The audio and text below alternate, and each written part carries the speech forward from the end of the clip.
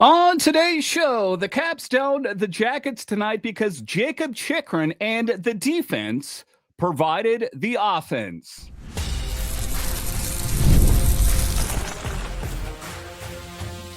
Your Locked On Capitals, your daily podcast on the Washington Capitals. Part of the Locked On Podcast Network. Your team every day. Well, hello and welcome into this edition of Locked On Capitals, part of the Locked On Podcast Network, your team every day. My name is Dan HOLMI. I've covered the Capitals for the past 4 seasons for Locked On and various other outlets before that. I'm also the host of the weekly show called The Capitals Minute Cast, available wherever you find your podcasts. And as always, I want to thank you for making this your first listen of the day and for making Locked On the #1 sports podcast network. Today's episode is brought to you by our friends at FanDuel. Download the FanDuel app now by visiting FanDuel.com and win $300 in bonus bets if your first $5 bet wins. So in this edition of Locked On Capitals, we talk about the nice win over the Blue Jackets. And it feels especially good after it seems like the Capitals lost their way versus Tampa. What changed in this game? I'll talk about that a bit later. We'll talk about the power play tweak.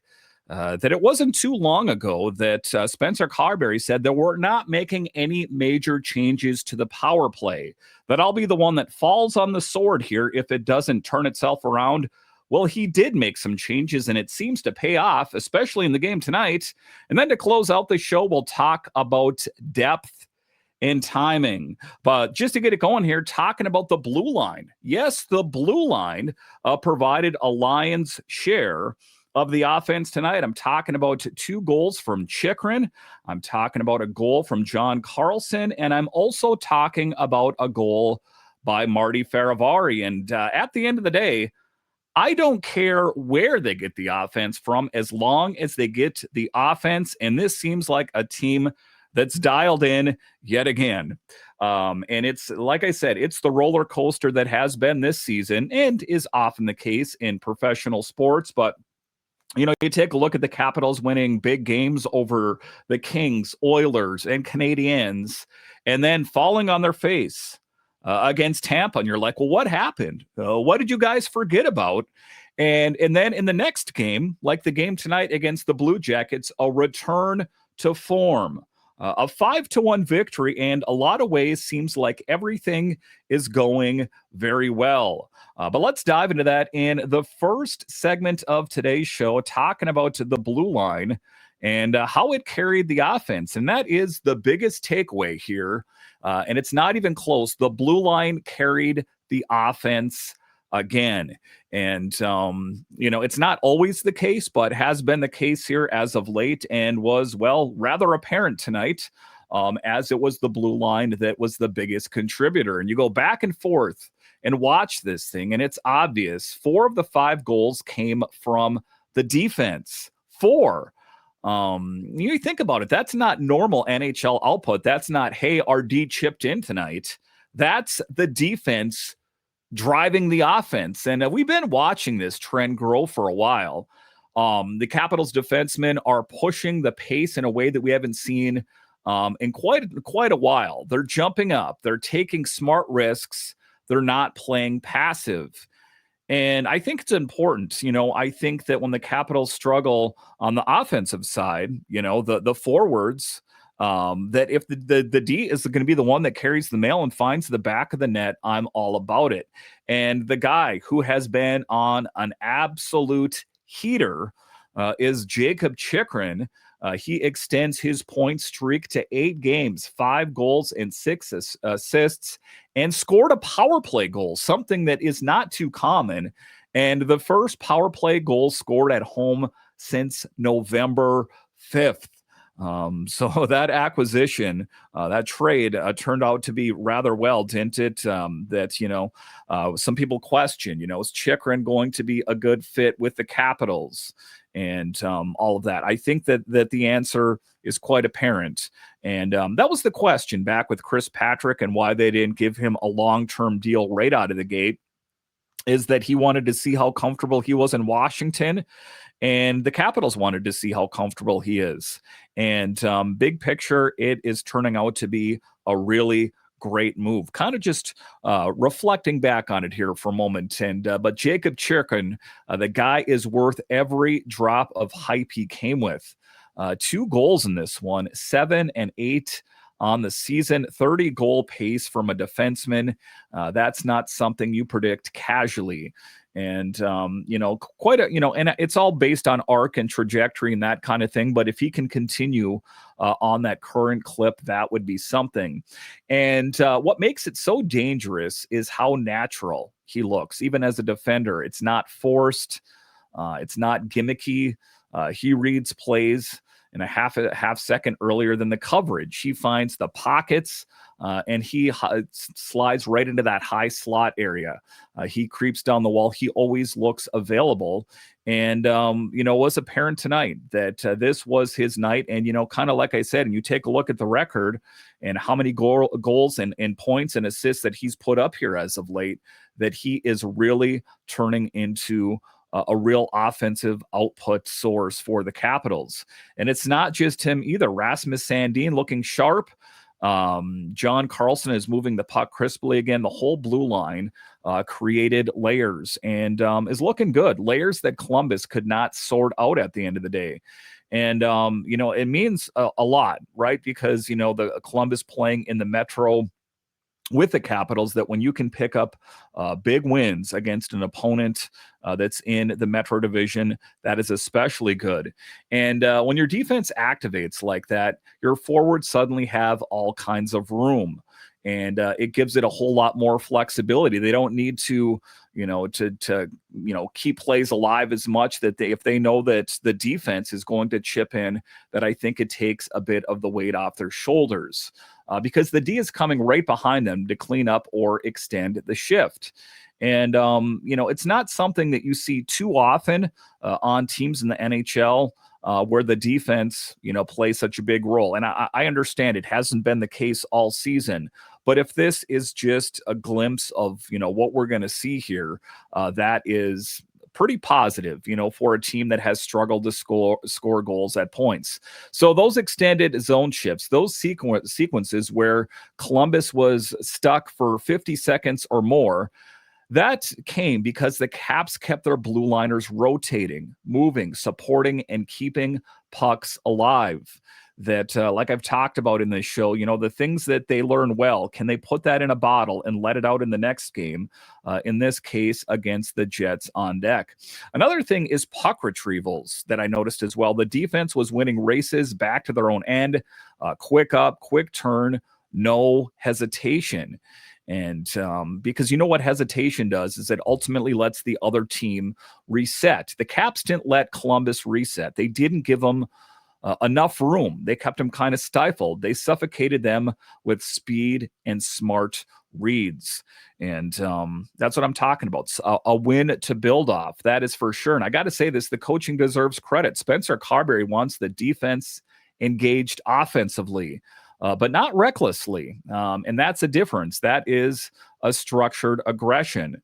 So yeah, that's the biggest takeaway here is the Caps didn't get help from the blue line. The blue line ran the show. Now, of course, when we take a look at it, we don't want that to be the case where it's just the defenders chipping in and the forwards, the centers and the wings aren't contributing.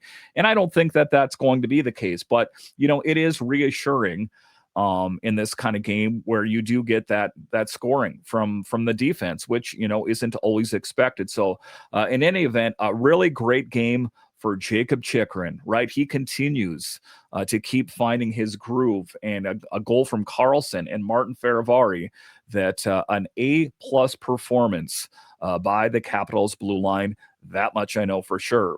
All right, so coming up here after the break, we'll talk about the change to the power play, that we know the power play has been horrendous this year. A small tweak here or there, and, the Capitals got a power play goal. I'll tell you how they got it done next.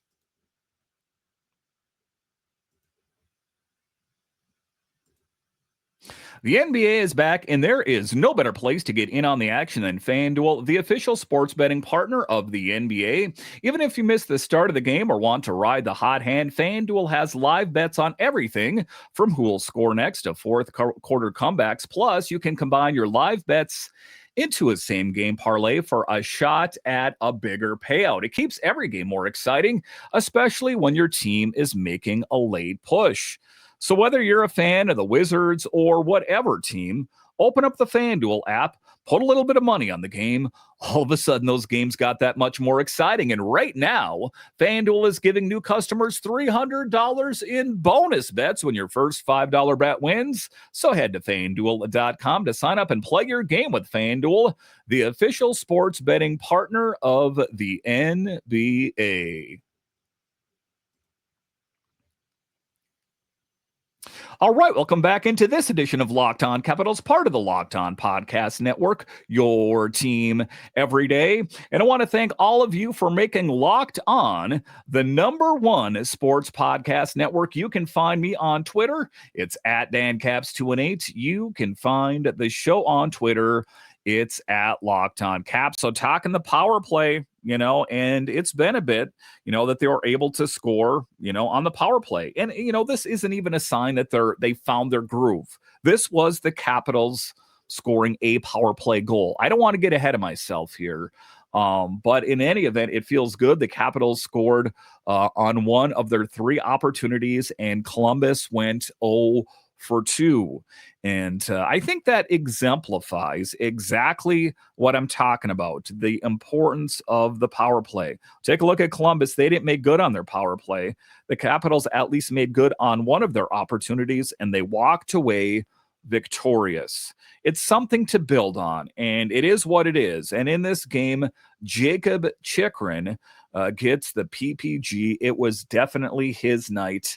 That much I know for sure. So let's dive into the second segment of today's show, the power play tweak and how it finally worked.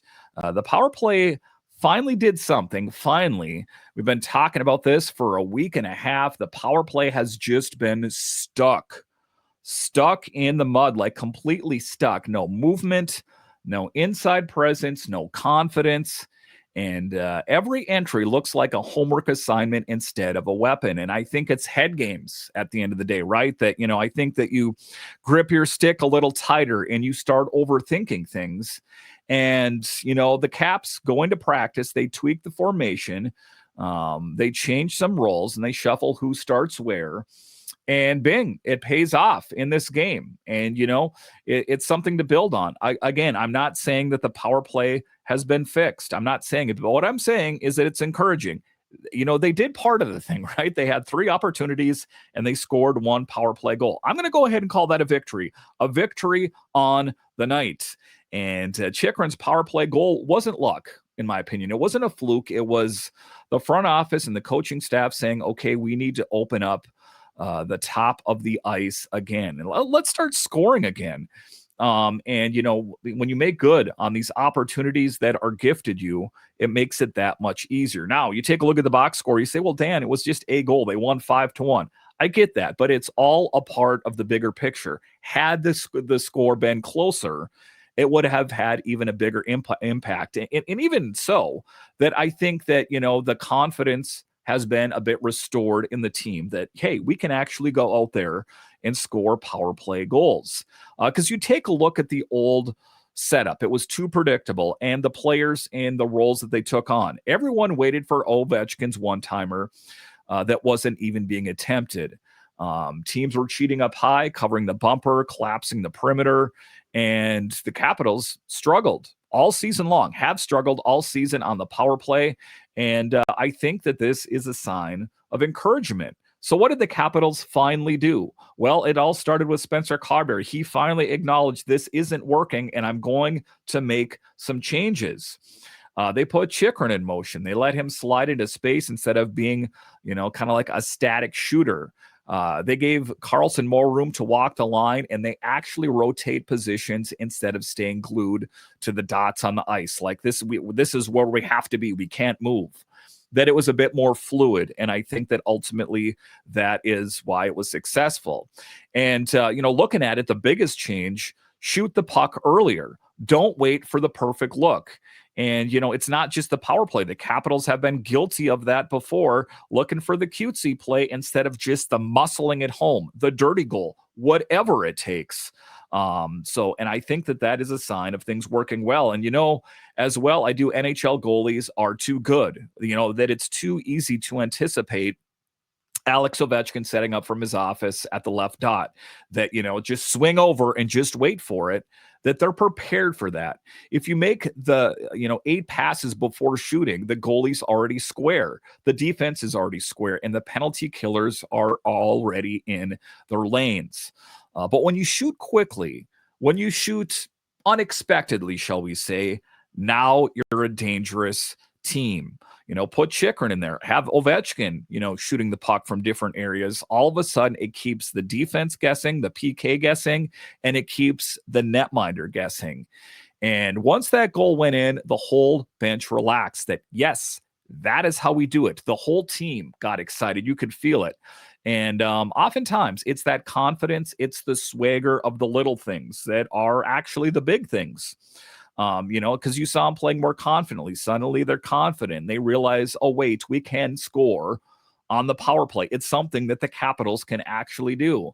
And that turns into momentum, a stepping stone for sure, which turns into goals on a regular basis. And, like I say, a 5-1 victory is quite convincing against, a Blue Jackets team that is better, than a lot of people anticipated.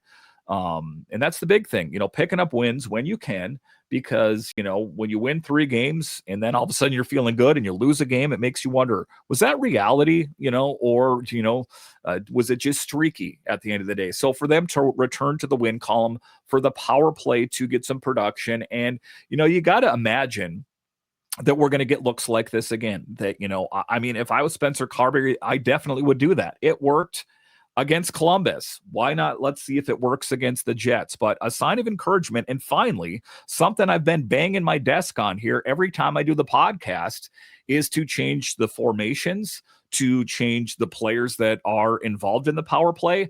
That, the very definition of insanity is doing the same thing again, and again, and expecting a different result. Finally, Spencer Carbery said, I know what I said. That the players historically had luck there, but the luck ran out, right? And finally, it paid dividends. Jacob Chychrun scores a PPG. Again, a small thing, but in the big picture, a sign of things maybe trending in the right direction. All right, so coming up here after the break, we'll talk about depth and timing. You talk about Sourdif taking on a bigger role. Started the season, supposed to be the fourth line right wing. And look at the role he's taken on now and the impact that he had in the game tonight, especially with Tom Wilson. I'll discuss straight ahead.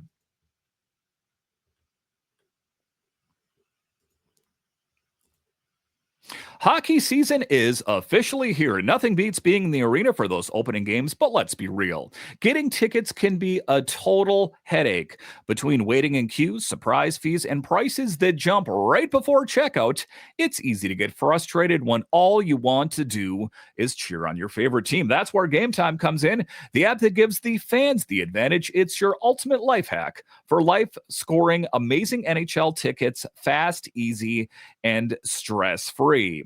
The thing I love about is that what you see is what you pay. There's no hidden surprise fees at checkout. Plus, I could see exactly what my view looked like before I bought the tickets with their in-app seat feature. I'm going to a Capitals game here in the future, and you better believe that I'm using the Game Time app, and I know you should as well. So take the guesswork out of buying NHL tickets with Game Time. Download the Game Time app, create an account, and use code LOCKEDONNHL for $20 off your first purchase. Terms apply. Again, that's code LOCKEDONNHL for $20 off. Swipe, tap, ticket, go. All right, welcome back into this edition of Locked On Capitals, part of the Locked On Podcast Network, your team every day. The best way that you can help grow the show is to subscribe to Locked On Capitals on YouTube, like the videos, and comment anything down below. And join me one and all for the Locked On Capitals Insiders. You will get Capitals information sent to you directly in the form of a text message from yours truly. There's a lot to like. Check out more information in the show notes. All right, in the final segment of today's show, we're talking about depth and timing and how players that maybe weren't perceived to have as big of a role are taking on a bigger role. I'm talking Justin Sourdif, for example, and I'm talking about the timing in the games tonight that made some of the goals truly amazing. So let's dive into that in the final segment of today's show. The depth and timing won this game. The third takeaway here, and this one really shows the identity of this team right now. Depth and timing won this game. Not star power, not flashy highlight reel plays. Depth, timing, and structure. Something to build off of. It's not Alex Ovechkin scoring from his office. It's not, a fancy goal here or there. This was goals in the game tonight that were scored from the blue line. This was Tom Wilson scoring a goal because of some really good timing out on the ice. Structure, and in a lot of ways, a masterclass of how to do things right. And for a stretch, it was 1-0, a weird grinding kind of game. And the Jackets weren't doing much. The Caps weren't doing a ton either. It was one of those whoever wakes up first takes it kind of games. And in the game, in particular, in the first period, it was Jacob Chychrun alone with a wrist shot that made it 1-0. It wasn't any other scoring until the second period in this game. And then the Caps woke up at exactly the right time. That explosion late in the second period was all about reading the moment. You get one, then another, then Columbus panics, then you get another. That's the killer instinct, and making the most of your opportunities. Not every team has that. Some teams score one and sit back, and some teams lose the next shift. The Caps didn't do that. They piled on that, it was a couple games ago, where Tom Wilson got those two empty netters. I'm like, you damn right, score two empty netters. I don't care.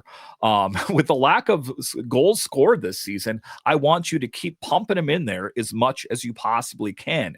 And what makes this awesome is who scored the goals in the game tonight.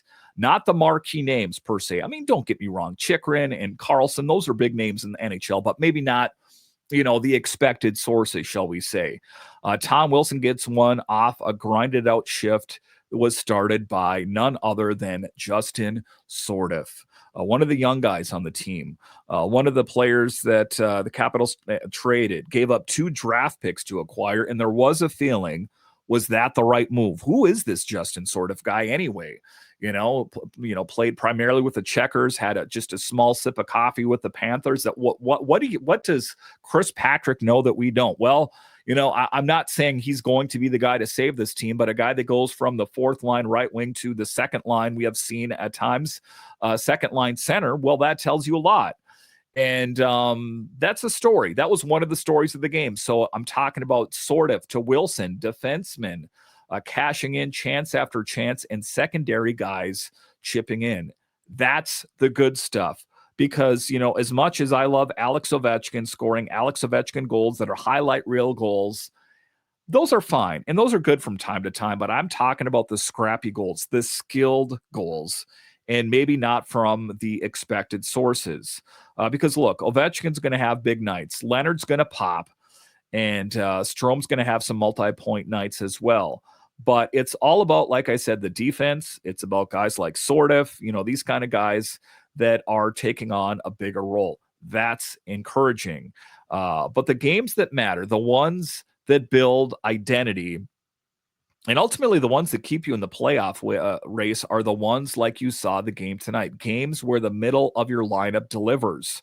Because at the end of the day that you can count on Alex Ovechkin to do Alex Ovechkin things. You can't always count on, your middle of the lineup guys to deliver on a night in, night out basis. So if you can get the whole team involved, and there's still a bit of work here. I mean, don't get me wrong, but I'm going to be happy for victories on the day, right? And I think that the Capitals should feel pretty good about the victory tonight. And another part of this is the Caps didn't beat themselves up. No ugly turnovers, no blown coverages. No penalty parade. It was structured, responsible, mature hockey because, I think the Capitals, well, they understand the lay of the land, that it helped that they won tonight in the standings, right? But if they want to keep climbing that ladder, they got to keep winning games. And you got to keep winning games, not just one here, one there, two there, three there. I'm talking about sustained victories. So tonight, I think, was truly a great building block of victory for this team tonight. And when you combine that, what we saw, responsible, mature hockey with goaltending and opportunistic scoring, well, you get nights like we saw tonight. You get a 5-1 dub over the Jackets. You get confidence building. And I think that is something that this team has struggled with more than, we've seen in years, is confidence. There's a lot of stars, but when you're not winning games, I think that your confidence can be broken a little bit. And especially, like guys like Ryan Leonard, who Spencer Carbery said had to learn how to fail. That I understand your pedigree, your history, back-to-back 30-goal seasons at Boston College. So this ain't Boston College, buddy. This is the National Hockey League. And, he is ramping up as well. But I think it's not just a Leonard. It's a lot of the players that have not performed like they did last year. Protas, for example. So again, a nice win from, not too expected sources, I circle back to, and that's what's good. It's about scoring from the middle and a sign that there is some depth and, still some work to do. There still are some players that have me concerned. I still think that we need to see more from Hendrix Lapierre as well, right? That, some of these players that are on here, you're holding a roster spot that I still think, right, that I think that we need some more juice on this team. So whether it's in the form of like an Ilya Protas down in Hershey, or they go make trades, that I don't want to get too complacent with the victory tonight. It was good. Don't get me wrong. A building block win. Like I said, scoring from your depth pieces here. But to make it more easy, to make the Capitals score easier on a night in, night out basis, there are still things I think they need to address.